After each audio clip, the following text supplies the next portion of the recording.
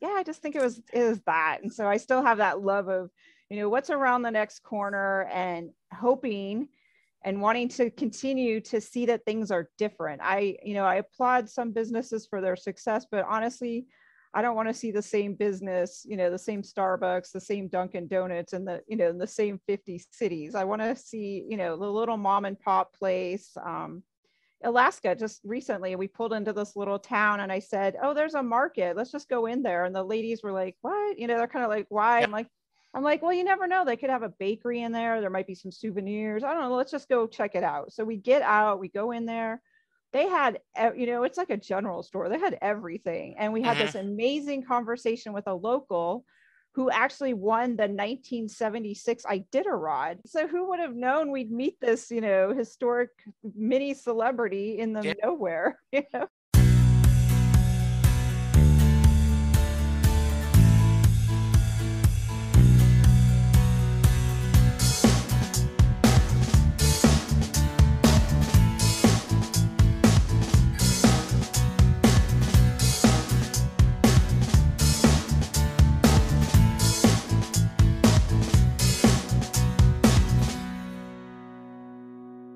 Hello, everyone, and welcome to a new episode of Set Listing Bruce, your podcast all about Bruce Springsteen, his music, and mostly his fans. I am your host, Jesse Jackson, but today we are getting off the Bruce train, but it is appropriate that I mention train because it is a form of travel, and I have my buddy April, who does a podcast and speaking all about the joys and sometimes challenges of travel. April, welcome to the show. Thank you so much, Jesse, for having me. Excited to be here and chat about music and travel, all of it. It's Yeah, great. you've been nice enough to have me on your podcast, and you guys have talked a little bit. And I got to share my passport horror story, Yeah. which was a lot of fun. So, yeah, I'm excited that we get to kind of talk a little bit of different kind of thing. Yeah. So, tell us a little about yourself. Sure. Well, I have a passion for photography and travel. I've always enjoyed just getting out, getting in the car, going down the two-lane roads of America and exploring.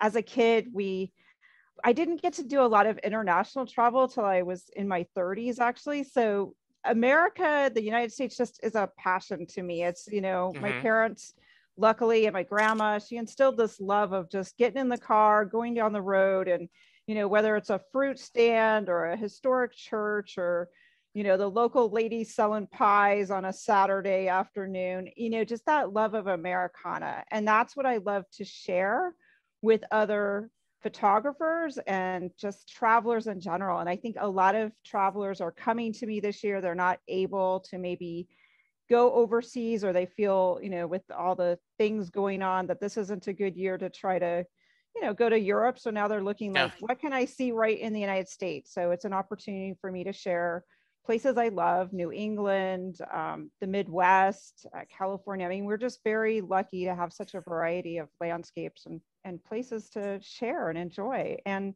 that comes through too in the music that we have a love of as well. So It really does. And I know there is a lot of beauty and there is a lot of good in the interstate system, right? It is very, when you need to get from point A to point B, it is very convenient, but you do miss a lot of the character of the road. And, one of the things that have kept Lynn and I happily married for now over 35 years is we both like car trips. Like we both, there is something yeah, about her and I in the car, and we may go an hour without speaking to each other, just listening to music, or we may spend 2 hours talking about just who knows what, and just in the car. And then um, we are the people you would like traveling with us. There are plenty of people yeah, who hate traveling with us because we're going to go like, oh, let's stop and see this, and it's like, okay, Yeah. like my brother-in-law is like, okay, we're making lousy time. I'm like, I don't care. I just, Yeah. this looks interesting. Let's stop and see this. Right, right. Yeah, I love that kind of travel. I was just in Alaska with a few ladies who'd never been to Alaska. And Oh, nice. for a lot of people, Alaska, because it's so removed from the lower 48, a lot of Yeah. people feel like it's a whole nother country. And it's Yeah. not, but it's like going down the road. It's like I spotted a farmer's market. I'm like, oh, you know what? We're pulling off here. And the ladies were like, oh, okay, great. And they realized, just how many interesting people you met. To me, it was fascinating just asking people like, how did you end up in Alaska? Of all Yeah. places, just those stories and what people are doing and how they're living out their life. So several years ago, Lynn and I decided there was they were doing a bourbon tasting for Angel's Envy in St. Louis, Missouri. And Lynn and I had the vacation time, so we got in the car and we drove to St. Louis from Dallas, Texas, and we weren't in a rush. Like, we were driving up, and it's like the action figure museum that's in Yeah. Oklahoma, and so we pulled off and we drove and we went and saw, and it was this small little place that had thousands of little action Oh, figures in different collections and things, and it was so much fun. And we did all the sightseeing in St. Louis, and then on the way back, like, Linda's like, oh, look, there's a cave, let's go there. And so right. so it was so much fun just to travel. Where do you think, you mentioned a little bit your parents and grandparents, do you think that's where your love of travel came from? I honestly, I think so.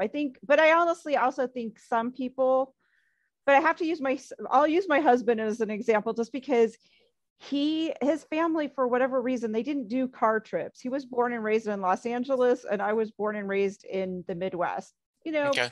Give or take a few years difference Sure. in time frame. We didn't have the internet. You didn't have like, here's a little device, watch movies for the next 2 hours. Right. But I don't know. I don't know if it was being raised in the Midwest and just there wasn't What a part of the lot of. Midwest, April?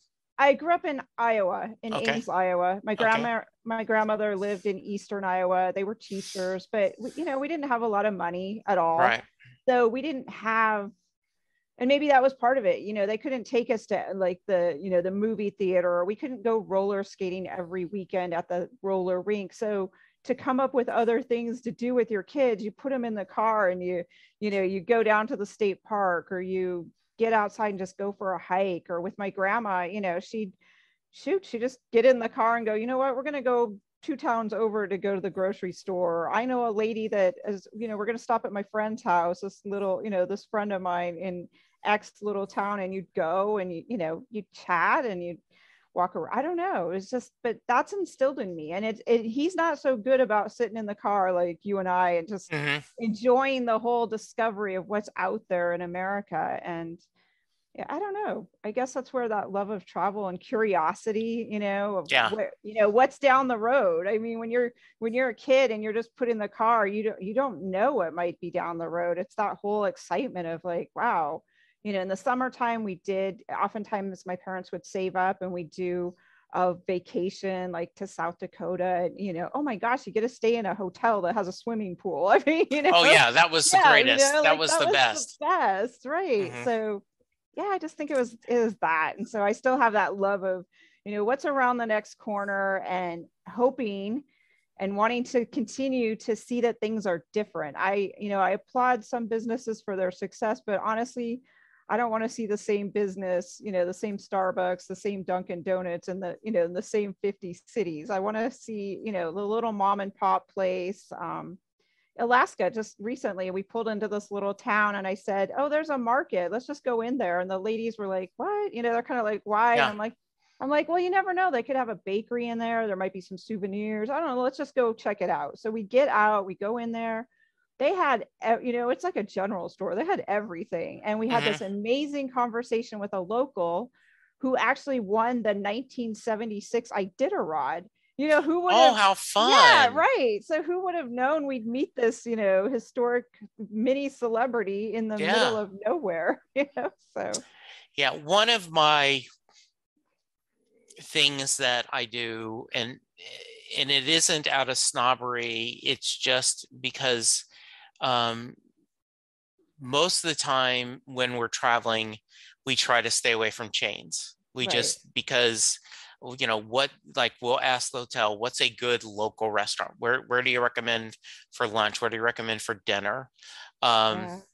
the only time, and I'd love to share if you have a similar story, but we had gone to a resort in Mexico, Oh, yeah. and it was an all-inclusive, and my son was maybe 10 or 11, and both lunch and dinner was more European food than American food.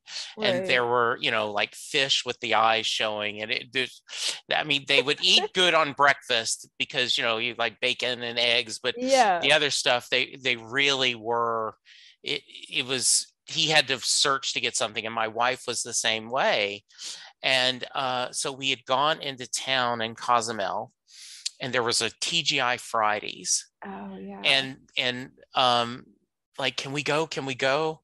And we went, and there was such a comfort in getting fried cheese Right. and Yeah. potato Yeah. skins and Right. cold iced tea, right? Oh, yeah. And Right. so it and I we joked about it because we all said, normally we don't want that chain feeling, but to been gone so long, all of a Yeah. sudden we needed that. So just, I don't Right. know.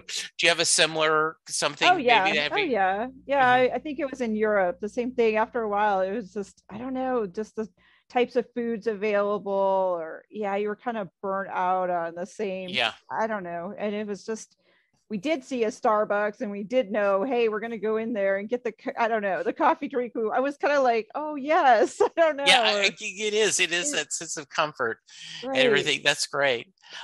So growing up in the Midwest in Iowa, very much Midwest, what kind of music did your family listen to? You mentioned doing road trips. Was the radio Oh, involved? yeah. Oh, Okay, so yeah. talk about what kind of Yeah. music you guys listen to. Oh, well, my parents listened to a variety of music. My parents, my dad especially had a turntable. We had the big old 8-track cassette text, deck at home. But in the car, yeah, oftentimes, driving across Nebraska to get to Colorado or South Dakota, there's miles, and you'd turn on the AM radio. We listened to, he had everything from Johnny Cash, Roy Orbison, Roger Miller, the Everly Brothers. My mom was a huge Elvis fan. And I very clearly remember my dad. That was like the one time in my life as a kid that I had a babysitter, I think, was Hmm. because he saved up. Elvis came to Ames and he made sure he got a ticket to take, my mom and go that night. And Oh, how yeah, fun! yeah, it was a huge deal, to see Elvis. I think the other concert he took her to was Sonny and Cher, I believe. That might have been the one other concert that, Hmm. he splurged on. But yeah, we listened to a lot of the Statler Brothers, the Beach Boys, so kind of like that late 50s, early Yeah. 60s kind of influence, but just, Hmm. country, just a lot of, Glenn Miller, I think. I remember a lot of those songs going across, the. Sure.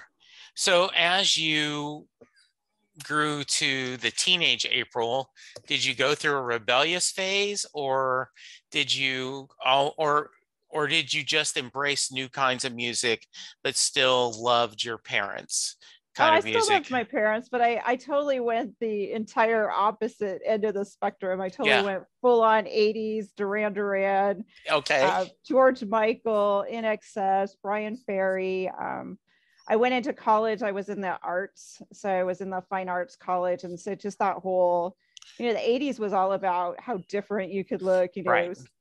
Just Cyndi Lauper, Billy Idol and the hair. It's just Yeah. anything that was imported from Europe. I was all about that. It was like, and it was almost a competition early in high school. I think it started in high school. Like, oh wow, who can get the newest magazine, with the Duran Yeah. Duran poster in it. And, who can get the, listen to the college radio station and record some of the songs. That was the only place you could hear some of it being played.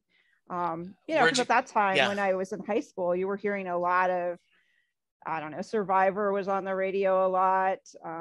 Bruce Springsteen was definitely on the radio. There was a lot of that, and you would hear it, but I always kind of gravitated like the other to a little of the independent. Yeah. So you were definitely a fan of the college station, radio station. Where'd you go to school?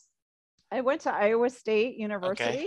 So the Cyclones were just in Las Vegas this past weekend for the football game. And I still follow the football team, but Iowa State, square in the middle of Iowa. But it was a very big, I was big into dressing, like bands, and music was I've always been a big fan of music. I followed a lot of the bands on the school campus, and always, that's what I've always said. My sister wasn't so much into the music, but even as a kid, I was the one getting the Sean Cassidy, posters and taping them to my wall with my allowance money. And, like I said, so I just had a friend that Sarah Hickman, who was on the podcast back in September. And she just spent a couple hours talking to a lady that Cherish wrote a David Cassidy book that was all about people who fans loving it. Right. And so she's going to be on the podcast coming up, because I told her, I said, I was the uncool kid. I graduated high school in 77. So, I grew up loving the Partridge Family and loving the Osmonds. I didn't know. I mean, I realized very quickly it was uncool, but it just, that bubblegum pop really enjoyed me. And just David Cassidy and looked as cool as anyone you could be. You're like, right. So that's hilarious. I think I saw Sean Cassidy in a Hallmark movie. He was playing like someone's dad, and I went, wow, Sean looks pretty good. And I know he went on to do a lot of producing and directing. So he's had a very big career, but yes, he did go through that, where he was on the radio during the 70s and everything, did the things. So how about today? What kind of music do you listen to now, April? And are you, when you guys are doing your road trips, are you music? Are you podcast? What do you guys do? When I'm doing photography, I really don't play a lot of music. I'm so focused on what we're looking at. But if I'm just, if I'm with my husband, we always have music on, or podcasts. We're always listening to a lot of different types of music. My musical palette has gone back. I really enjoy, I really admire. I think I've gone back, in fact, and bought almost all the albums that my dad must have had in his collection. Like, I don't know, Johnny Cash, Roy Orbison. I mean, there's some really good music in there, just really good stuff. And I know you love Bruce Springsteen, and I've run into, it was interesting, on one of my photography trips several years ago, I had a young woman who was from London, and her husband, he didn't come on the trip, but her husband is passionate about Bruce Springsteen. And she told me that he travels the whole world. So while he's traveling the world, that's his thing. He goes on a trip just to see Bruce Springsteen play. She gets to take a photography trip. And it just kind of like really kind of piqued my interest at that time, that they grew up in London, and yet their biggest, they were just huge Bruce Springsteen fans. It just was like, oh, wow. Well, if you have her connection, you should reach out and tell her, hey, your husband needs to be on the podcast. I agree. He needs to, because he's gone to so many of his live shows. I couldn't even begin to tell you. That's awesome. When did the photography bug bite you? And talk to me a little bit about that. I would say when I was a kid, my grandfather was a hobbyist photographer. He always had a camera, and he took all kinds of 35 millimeter slides that after he would, I was in kindergarten when he passed away, but I always remember in his study, he had all these slides, and we would get the slide projector out when we go see my grandma, and we'd look through the slides. He'd have slides of the travels, going to Yellowstone, just family members. And they were beautiful. And my dad gave me I had a little Kodak camera with the little cartridges you stuck in there, and you could snap pictures. So anytime we went, I'd always take pictures. And Yeah. then I entered a contest one day, and it was just for the heck of it. And I won. And so that bug kind of started there. Once I got to college, I went into graphic design. I went into fashion design, and the photography kind of got set aside a little bit. But then when I moved to California, my husband one day just bought me a camera, and it kind of like brought it full circle, and I got really into photography again. Do you film? Do you do digital? Do you do a mixture? I stuck with film for forever. I was one of the last holdouts. I was like, this digital thing. And then finally, when it was actually on one of the last New England trips, I had taken all the slide film. Fuji made a beautiful slide film. It would capture the fall colors. The color was intense. And I would always make sure to drop it off in New England at a place that processed the slides, and then they'd ship them to me in California. Well, I stopped there on the way to the airport, and the lady's like, no, we sold all of our machines. We shipped all of our machines out. I think a lot of the places were shutting down then. They just sold their equipment, and they're like, I'm sorry, and I was like, oh my gosh, you're kidding.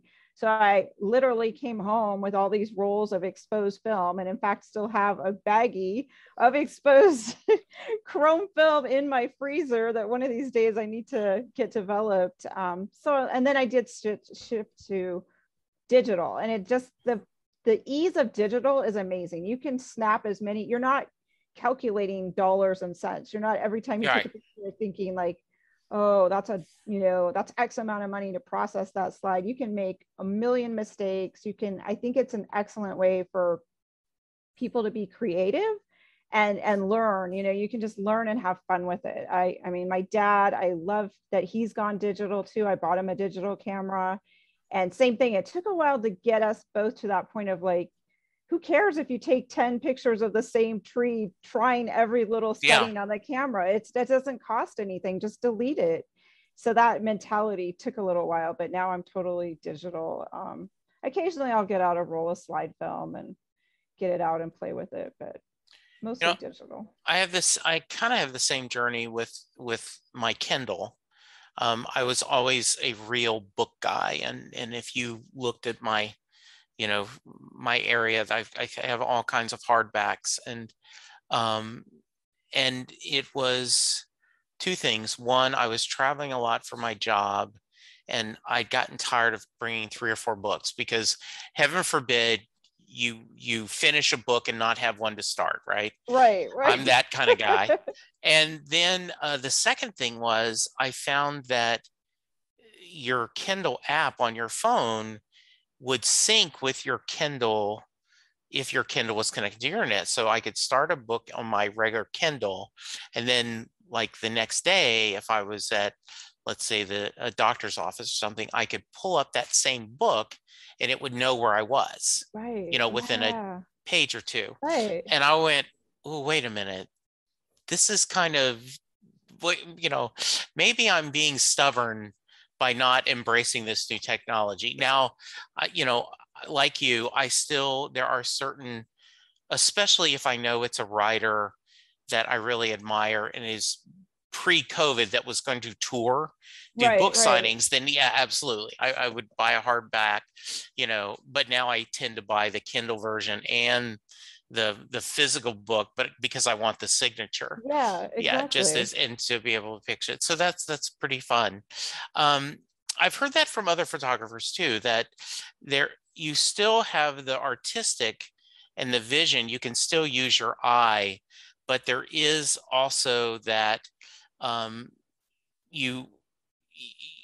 because let's even like with a phone, which compared to my first digital camera, I had, and you just take 4, 5, 6, whatever you want, and then I'll delete. Here was the best one I deleted. Yeah, which is nice. Yeah. Do you show your work?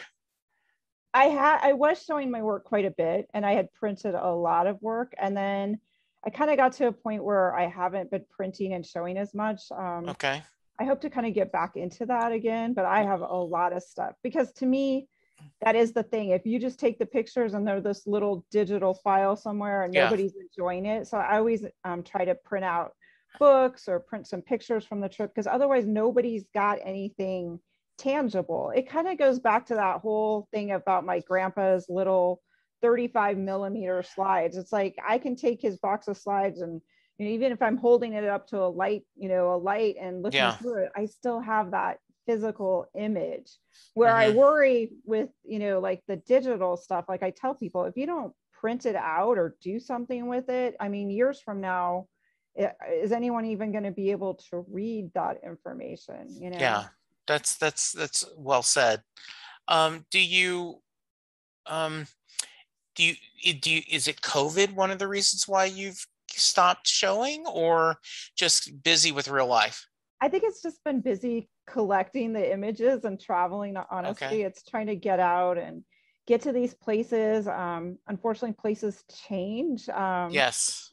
Things, even though we think a landscape's going to stay the same, there was the man, they called it the man in the mountain in New Hampshire. It was kind of like this rock face on the side of a mountain that looked like the profile. It's on the back of their state quarter, is what they put it on as well. And I remember I was gonna get out there for the first time and see this. My parents had seen it years ago. I'd seen photographs, hadn't physically been there. And then all of a sudden I'm sitting at my office and all of a sudden, after a winter and the clouds part, there was a man and his son that kept kind of climbing up the mountain after each Yeah. winter and fixing the cracks to make sure the whole thing didn't just fall off the mountain. Well, after one particular winter, the rocks all fell off the mountain and there was just no way they could fix it. So Mm-hmm. things like that happen, places change or, buildings, like Paris, Notre Dame, they had that horrific fire Sure. and it's just not going to be this, they can try to fix it, but it's not going to be the same most likely. Yeah. So April,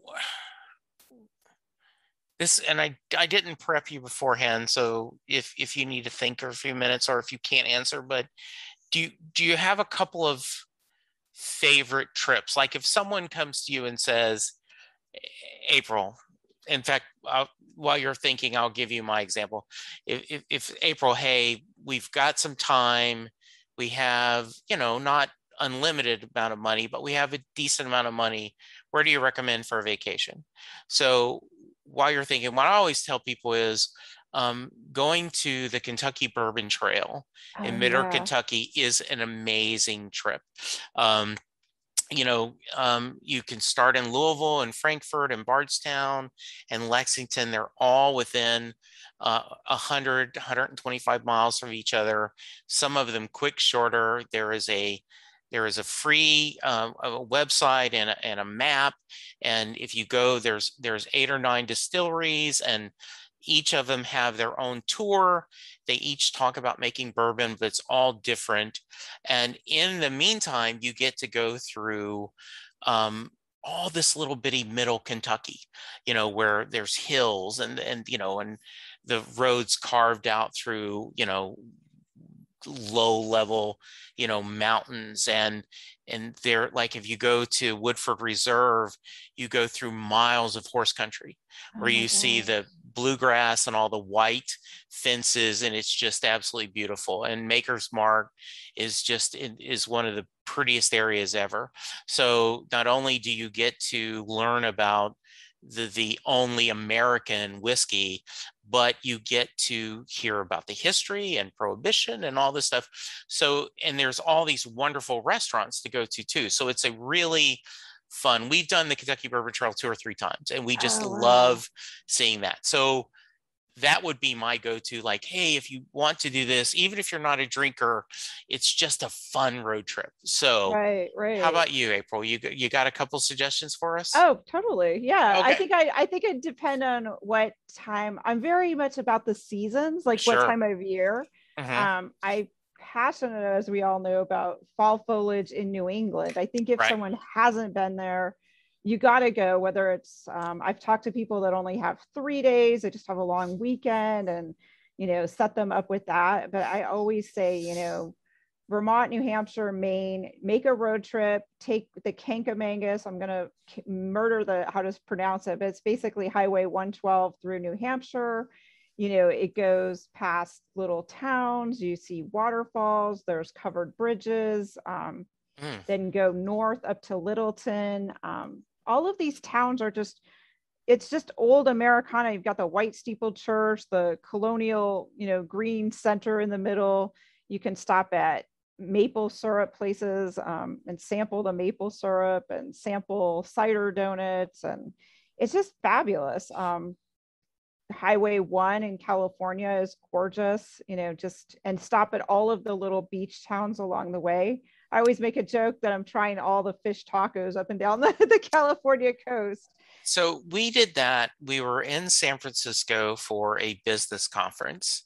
And the first time we went, we headed north and we went to Muir Woods, and which my wife loved more than I did. I was kind of, yep, they're big trees. Yeah. Okay. Yep. That's a pretty big tree. And she just loved it. And then we went up to Sonoma and Napa, and did a lot of the vineyards. But then another time we went just down south to Carmel and on Highway 1. And it was just absolutely beautiful. Just that highway there, seeing that. Yeah, just absolutely. Yeah. But even the Midwest, I mean, you can go upper Mississippi River. You can, I've been really wanting to get back to upper Michigan. It's kind of hard to get there, like fly into Green Bay and then head up north to Hancock Houghton, which is on this little finger of land that juts into Lake Superior. And Lake Superior is like an ocean. I mean, it's called a lake because it's surrounded by land, but it's got waves, it's got sand, it's got wind. I mean, it's completely, you can't see across to the other side. It is totally like an ocean. When we went to visit my friend Tom Zoller, who lives in a little town outside Cleveland.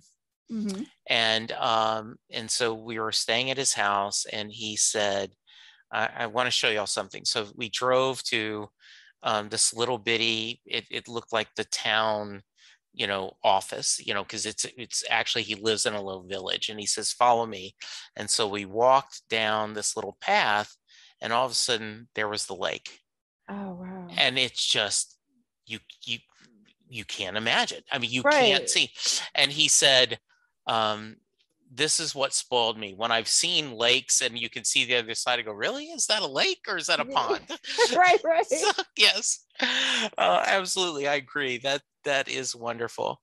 Another thing we did is, I was really surprised, is we went to Memphis and spent a long weekend there and did all the music tours and did the Civil Rights Museum and had a lot of fun, enjoying all the different cultures, the food, and all the music, that Memphis had, which was, Linda grew up going to New Orleans. That was where her family loved to go.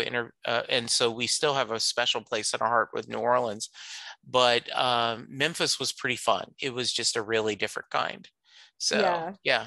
And that's a place I need to get to still, is Memphis. Yeah. Now, you said you're now, you need to explore Vegas, right? You're living there because of work now, and so you need to learn. I need to get out and explore the Red Rocks and the canyons. It's not far to go south to, Route 66, which I have done that, but just we're kind of in this bowl, and there's a lot just outside, but it's just getting out when it's not 116 and exploring it. Yes, it is a desert. Yes, that's good. So let's talk about some of the, you guys have been nice enough to me. Talk about your travel shows, talk about your seminars, share a little bit with my listers what you and your partner in crime are trying to do. Cindy and I have a shared love of travel. It was a platform called meetup.com, which was started after 9/11 by some New Yorkers that realized, they finally were getting to meet their neighbors. And on meetup.com, you can find a group for anything. If you like quilting, if you like wine, if you like just trying new brunch restaurants, there is a group for everyone. And we both were in Los Angeles. We both had travel meetups where we'd get together. We would, visit the gardens in Los Angeles. We would do weekend trips over to the beach, or just, just a day trip. You'd go explore the Getty Museum, or go to Descanso Gardens, or, drive down to Long Beach and explore that. And so I realized there was another woman doing something very similar, and reached out to her. And oddly enough, we both realized our mothers were both born in the same small town in Iowa. Oh, how funny. Yeah. I mean, so just funny how full circle, we didn't know that about each other until we'd been friends for about a year. So once kind of COVID happened, we wanted to continue our love of travel and decided to start a podcast slash YouTube channel where we interview travelers from all over the world. And so it's been fabulous. We've been talking to people that have climbed Mount Kilimanjaro. We've talked to a gentleman who's going to sail around the world. We've talked to people that have hiked the trail in Spain, and it's not coming to the Camino de Santiago. We've talked to people that live just around the world, people that live in France and have a villa, you can come visit them, people that live in Scotland. I mean, it's really kept us our interest in travel alive. Stories of tips and tricks like you and your passport stories. Yes. Yeah, things to do, not to do. And it really keeps our interest in travel alive. So we've been enjoying that.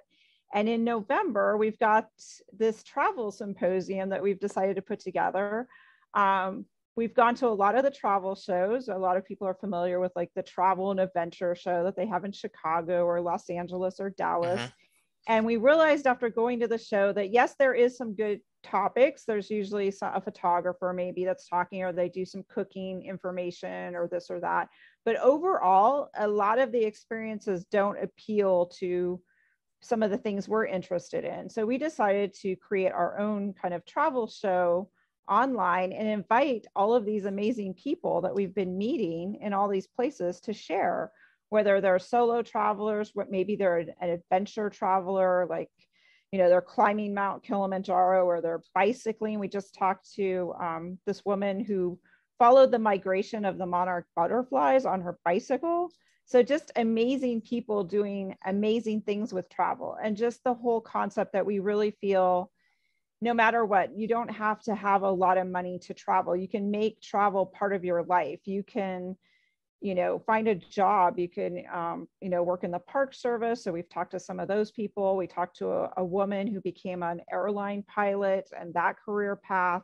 So just all kinds of aspects of travel and how you can incorporate it into your life, for yourself, for your family, no matter your budget, no matter if you've got a lot of time, a little bit of time. So we're super excited about that. So that's called the Travel Collective. We're on YouTube, and we've got our symposium November 6th and 7th, and we're still looking for a few speakers if people want to sign up and help us out. We're open and just looking to connect with more travelers and share these experiences.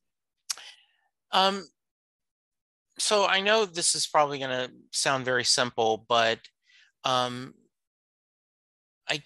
guess listening to you, the best advice is just to get out there, right? Yeah, just get out there. Yeah. My day job is we offer roadside assistance in the RV industry, and our owner is a big believer in going to the outdoors, right? Yes. In fact, he bought a Airstream and a truck that is one of the benefits. After you've been in the company for a year, you can check out the Airstream and the truck, no cost to you, just to go, because he wants you to go experience outside. And I think that's,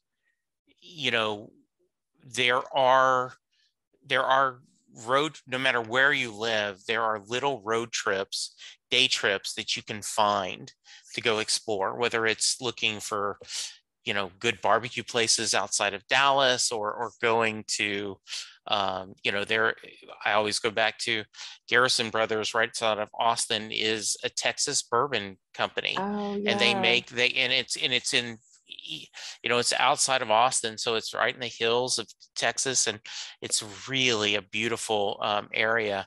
And going to find local bands and playing that music is Right. just Oh explore. yeah, Yeah. right. So I know I simplified it, but any other advice you'd give to people, just like how to, if they want to get out there, where do you recommend looking and finding, and how to go out there and just kind of get, especially after this year and a half of COVID, and we've all been capside, if you're vaccinated, put on your mask, get out there and go see something. Right, exactly. I mean, the internet is just a wealth of information. We're so Right. lucky in this day and age. I remember as a kid, you had to go to the library, you checked out a book, you might have, luckily had, there was a file at our library with people that had gone to these places and collected brochures. So you'd go Mm-hmm. look through all that. But now I love the regional magazines. There's a lot of great regional magazines. If you live in the Midwest, there's Midwest Living. For the South, there's Southern Living. Yeah. Yankee Magazine does New England. You've got Sunset. They have articles online. And just for any interest, like you said, you can go to find all the ice cream places if it's summertime in your Yeah. state, or if it's historic stuff. And a lot of these sites, even the individual states, have travel and tourism websites. So Yes. look up like Visit Vermont, and you can actually go online, and they have like suggested road trips. They also have resources. They'll send you a free map right in the mail, which Mm-hmm. that may sound old school, but I still like the old school map unfolded. You get a big sense of like any a little road that's got dots on it, that's a scenic route. You can Yeah. oftentimes, they'll note like historic spots to stop at. I love the New Hampshire map. I have one that I have at my feet. I study it almost every night right now because it's got hundreds of covered bridges. And I'm like, even in the 15 years I've been going to New Hampshire, I haven't knocked out all the covered bridges. Right. It's just impossible. So, and TripAdvisor is a great online resource. Yeah. Get on there and you can research any city, any state. They have a forum, and in the forum you can ask people questions, and so many people have so much amazing information to share. So those are some quick and easy resources to start with. What's next, April? What trip are you planning next? Well, I have 2 trips to New England in October, so I'm super excited about that, where I'll be taking photographers out to photograph covered bridges, sample maple syrup, cider donuts, all my Yeah. favorite stuff. So I go and take them. I also want to go back to Upper Michigan. I'd like to go back to New Orleans, definitely even in winter. I think some places just, like I said, I'm a seasons person. So springtime in Charleston, Savannah. I think New Yeah. Orleans with its architecture can be enjoyed any time of year. January, it tends to be cooler, so you luck out. You don't get so much of the humidity there. So Right. I've got a lot of places to still see in the United States, but New England's coming up quick, and they're already starting to see the change of colors out there. So I would definitely Oh, recommend, nice. yeah, people make plans. And you've got the Appalachians that go right through Tennessee and the Smoky Mountains, some beautiful areas. Ooh, that sounds really nice. That sounds like a lot of fun. Yeah. Good. Um, so um, we are gonna get to the Mary question because I gave you homework, but what else should I have asked you that I didn't, April? I don't know. Okay. I can't think of anything else. We've talked about, I just think that everyone should get outside. I mean, I think getting outside is healthy. I think go and explore what's right in your backyard. Sometimes we're surprised, that there's things right down the road, a state over, whether you've got a weekend.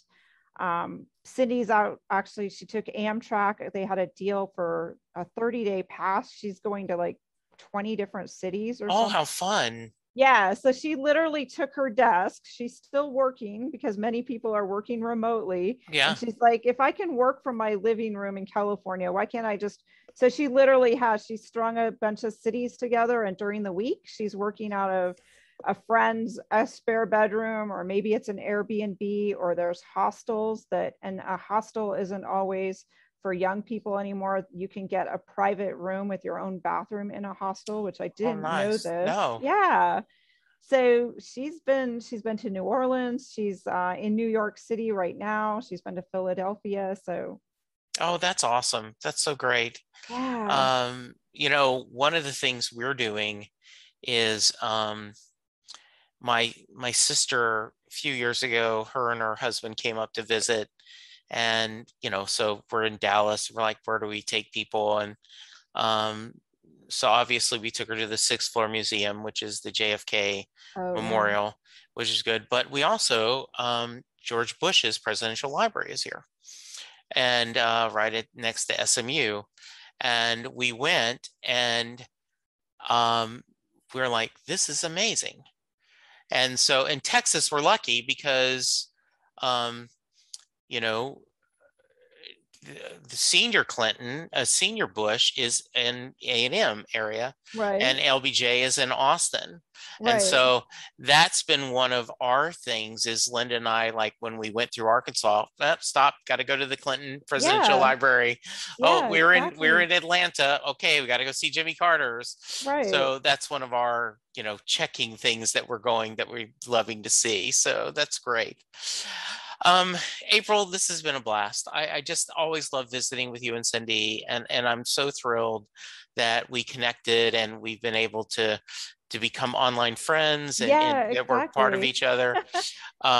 So you did have homework, and Yes, I did. yes, if you are listening, if you are a fan of the Travel Collective and you're listening to this because you love April and you've never heard an episode of Set Lusting Bruce, I end every podcast with this question. So Jay Armstrong is an honors English teacher out of the Philadelphia area. He recently retired, but he would, in the past, his senior honors English, he would ask them to read Thunder Road. They would spend 2 days, this Bruce Springsteen song Thunder Road, looking at the lyrics, listening to the song, talk about the imagery, the themes of the song, and then at the end, he would ask the question, does Mary get in the car? So April, that is your question. Does Mary get in the car at the end of Thunder Road? I'm going to go with the romantic answer and say yes. I think she does. Good for you. I really think she does. I'm an eternal optimist. I think that, she just realized that, all the, her life, and here was an opportunity to leave town and take a risk and get out there with someone that had meant something to her and go. So I'm going with that answer. Yes. Well, and I also would say that you being you, just get on the road. Yeah, You can always dump the guy if you need to. Right. Well, get on the road, right? Get on the road. Get to see the good thing. Yeah, that's what I always tell people. Just go and try, and you can Yes, always stop. You can always, be strong, go with your gut, but go explore and take a chance. I mean, you don't want to have that regret later that you could have gone, or you might have gone, or should you have gone. Just be safe and go and listen to your gut and get out there. very nice. That's good. And take pictures on the way. Yes. I share this story all the time with my family. I have to remind them. My wife is one of those that hates pictures of her. Like, Oh, yeah. my hair looks bad. I look bad in that picture. And I always tell her the story. I have my friend Tom, I was talking about, that lives in Ohio. A friend of his that he knew through work, they're both comic book artists, died unexpectedly. And he Mm. started looking and he could not find a picture of him and his friend together. Oh, And it made him sad. And so he right. posts often, he says, don't worry about that. Just take the picture, because years from now, you're going to wish you had that. And so I agree, take plenty of pictures of your family and also the scenes and what you're doing. And I agree, that sounds beautiful. If April, are you on any social media at all? If someone wants to reach you, what's the best way to do it? Yeah, I'm on Instagram. You can follow my scenic photos on Instagram at Fall Photo Trips. And if you want to see my people photos, I do photograph bands and follow my husband's bands around. That one's April Art Photos. And Okay. then my website is yourphototravelguide.com. So if anyone's interested in going to New England, New England's my favorite spot in fall. And I do help write a lot of itineraries for people that are overwhelmed and not sure where to start. And, they think they can pack a lot into 5 or 6 days. I try to cut through all the confusion and can do that for you. So that sounds great. I will have all those links in the show notes. April, thank you so much. This was a blast. oh, it's so I much fun, appreciate it. Jesse. I'm excited. I'm so glad we connected again. And I wish Yes, I yeah. could get in the car with you guys and travel. Yes, You, I'm ready you to do that. travel like just like I like to Yeah. travel. Yeah, that sounds great. Listeners, go get vaccinated. Go out and see this world. Listen to some good music while you're doing it. Enjoy. Stop at the roadside attractions, and sometimes it's good to get off the interstate Yes, it is. and just enjoy the little bit of life that you see. But for now, be safe, be careful, and we'll talk to you soon. Goodbye. Doing a podcast at times can be a one-way conversation, and I hate that. So please let me know what you like and don't like about the work I'm doing. You can reach the podcast via email at setlustingbruce@gmail.com. The show is on Twitter at setlustingbruce, and my personal Twitter is at jessejacksondfw. We have a website, www.setlustingbruce.com. From there, you can find links to other Springsteen podcasts as well as other music-themed podcasts. We have a page devoted to our own SLB All-Star Band. These are guests who have been on the podcast more than 3 times. There is a link to our store where you can purchase Set Lusting Bruce shirts as well as a Merry Question t-shirt. There is a link to our Patreon page where you can sign up to help support the podcast financially. We have different levels and different rewards based on your support. If you don't have any extra cash, and right now who does, you can support the podcast by subscribing via your favorite podcast player and leaving us a review. The more reviews we have, the easier it is for people to find us. And please tell a friend about the podcast, especially if they love Bruce or music, because it will make a difference.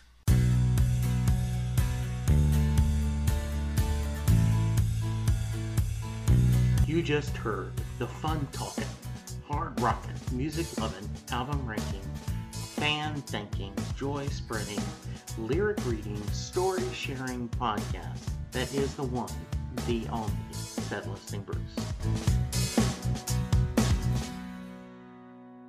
The theme for Set Listing Bruce was written by David Rosen, used by permission.